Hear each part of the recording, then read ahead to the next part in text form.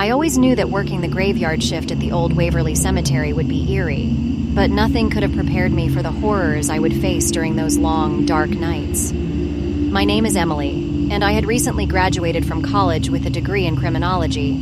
Desperate for a job, I had taken the night security position at the cemetery. The pay was decent, and I thought it would give me some time to search for a more suitable career during the day. Little did I know that my decision would lead me down a path of terror.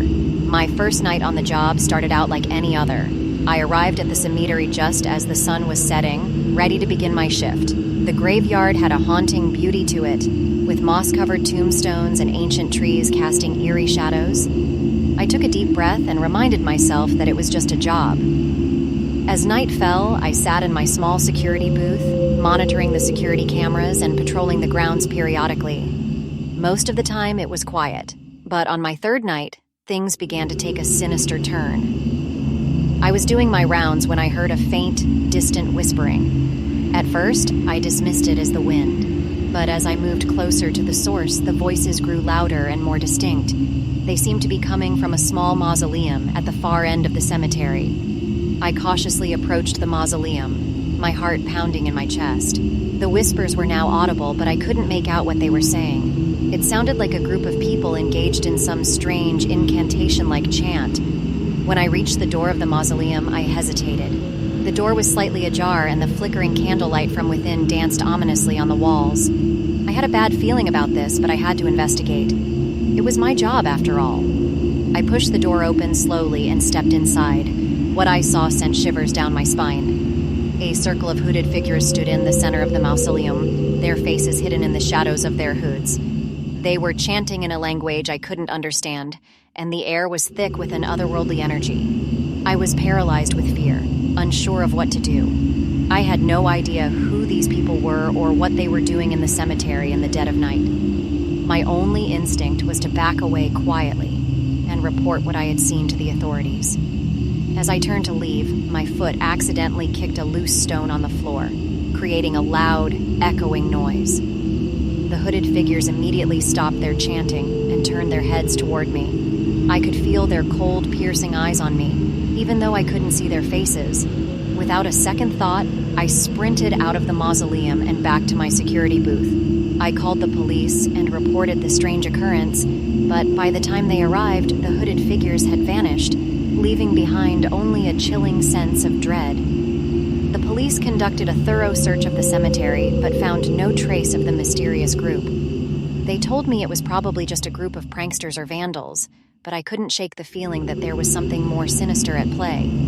The following nights were tense, and I couldn't shake the feeling that I was being watched. Strange things began happening around the cemetery. Tombstones were knocked over, flowers were mysteriously arranged in eerie patterns, and I would often hear unsettling laughter in the distance. One night, as I was patrolling near the oldest section of the cemetery, I saw a figure standing among the graves. It was a woman, her long, disheveled hair obscuring her face. She wore a tattered white gown that billowed in the wind. I called out to her, but she didn't respond. Instead, she turned and disappeared into the darkness. I couldn't shake the feeling that the woman was connected to the hooded figures I had encountered earlier. I decided to do some research on the cemetery's history, hoping to uncover any clues about its past. What I discovered was deeply unsettling. Waverly Cemetery had a dark history of occult activity and unexplained disappearances, dating back over a century. Rumors of secret societies conducting sinister rituals in the cemetery had persisted for generations. Many believed that the cemetery was cursed and that the spirits of the departed were restless. One night, as I was poring over old newspaper articles in my security booth, I heard a soft, melancholic melody. It was a hauntingly beautiful tune, like a mournful violin, and it seemed to be coming from the direction of the cemetery's oldest mausoleum. I cautiously made my way towards the source of the music. The melody grew louder, filling the night air with an eerie, mournful lament. As I approached the mausoleum, I saw the same woman I had encountered before standing there, playing the violin. Her music was mesmerizing, and I couldn't tear my eyes away from her. But as I got closer, I saw that her fingers were skeletal, and her eyes were hollow socket. She was not a living woman, but a ghostly apparition.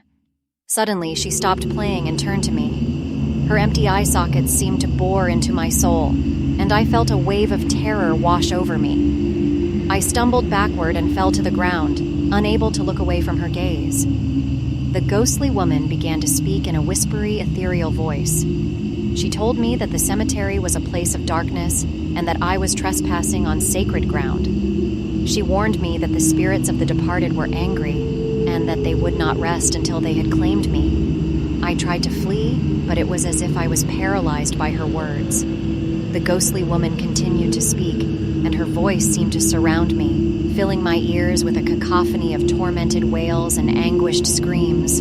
I don't know how long I lay there, trapped in her spectral grip, but eventually, the first light of dawn began to creep over the horizon. The ghostly woman's form wavered, and she slowly faded away, leaving me trembling on the ground. I knew I couldn't stay at Waverly Cemetery any longer. The horrors I had witnessed were too much to bear. I packed up my things and left that very morning, never looking back. To this day, I can't shake the feeling that the graveyard shift at Waverly Cemetery had changed me in some profound and irreversible way.